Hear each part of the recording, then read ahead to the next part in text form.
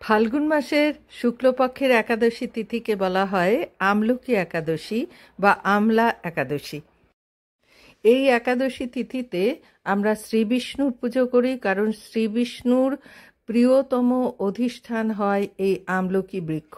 এবং এই ফাল্গুন মাসে শুক্লপক্ষের একাদশী তিথিতে সমস্ত দেবদেবী শ্রী বিষ্ণুর সাথে এই আমলকি বৃক্ষে অধিষ্ঠান করেন বলে ধর্মপ্রাণ শাস্ত্রের বিশ্বাস।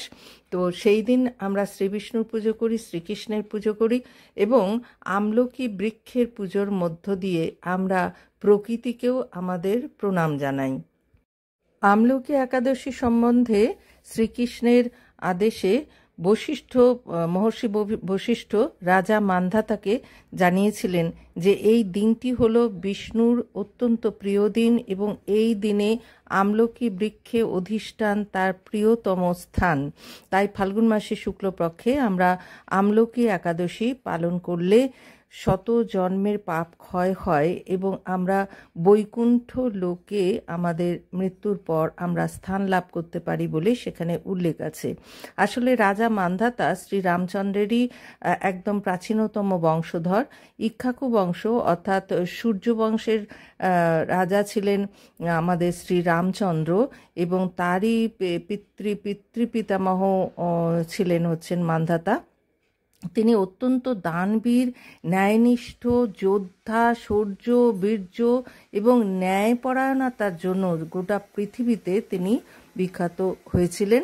এবং সেই মান্ধাতার কাছে মহর্ষি বশিষ্ঠ বলেছিলেন যে যদি বিষ্ণুর পুজো করা যায় এই তিথিতে এবং আমলকি বৃক্ষের যদি একান্ত বা আন্তরিক ভক্তি নিয়ে পুজো করা যায় তাহলে মানব জীবনের সমস্ত দুঃখ, কষ্ট, দারিদ্রতা, যা কিছু বিপদ সংকট সমস্ত দূর করেন শ্রী বিষ্ণু এবং তিনি আন্তরিকভাবে তার ভক্তদেরকে সমস্ত কিছু থেকে রক্ষা করবেন এবং তার জীবনে শান্তি, সমৃদ্ধি, সফলতা অবশ্যই আনবেন। এবং এই সব থেকে মজার কথা হলো ঠিকই আমরা পূর্ণিমা তিথিতে দোল পূর্ণিমা পালন করব। এই ফাল্গুন মাসের পূর্ণিমা তিথিতে যে হোলি বা দোল, এটা কিন্তু এই আজকের এই একাদশী তিথিতে বেনারস অর্থাৎ কাশীতে কিন্তু শিব পার্বতীর উদ্দেশ্যে হোলি খেলা হয়, রং খেলা হয়। সেই জন্য এই দিনটিকে আমলকি একাদশী তিথিকে কিন্তু আবার রঙের একাদশী বা রংভরি একাদশী নামেও ডাকা হয়। মহর্ষি বশিষ্ঠ রাজা মান্ধাতাকে জানিয়েছিলেন যে যখন শ্রী বিষ্ণু কারণ সমুদ্রে অবস্থান করছিলেন সেই সময়ে তার মুখনিসৃত এক বিন্দু অর্থাৎ বিন্দুরও ক্ষুদ্রতম অংশ একটু জল পৃথিবীতে পড়েছিল। আর শ্রী বিষ্ণুর সেই মুখপদ্ম নিঃসৃত সেই এক বিন্দু জল থেকেই তৈরি হয়েছিল আমলকি বৃক্ষের জন্ম হয়েছিল।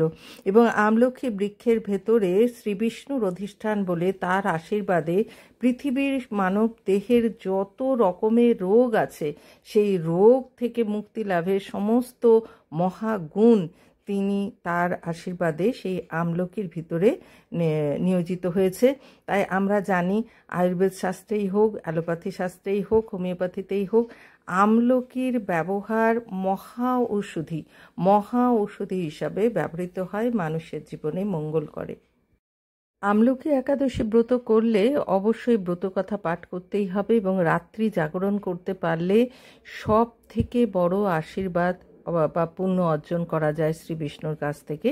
তো সেই বশিষ্ঠ মুনির কাছ থেকে তার উল্লেখ অনুযায়ী আমরা জানি যে আমলকি তিথি ব্রতকথা শ্রবণ করা মহাপুণ্যের ফল হয় এবং তার দ্বারা আমাদের সমস্ত মনের অভীষ্ট পূরণ হয়। পূজা রীতি কথা আমার এই চ্যানেলের সমস্ত দর্শক, শ্রোতা এবং ভক্তদের সকলকে জানাই যে তারা যেন এই আমলকি একাদশী করে নিজের জীবনে সুখ সমৃদ্ধি আনতে পারেন।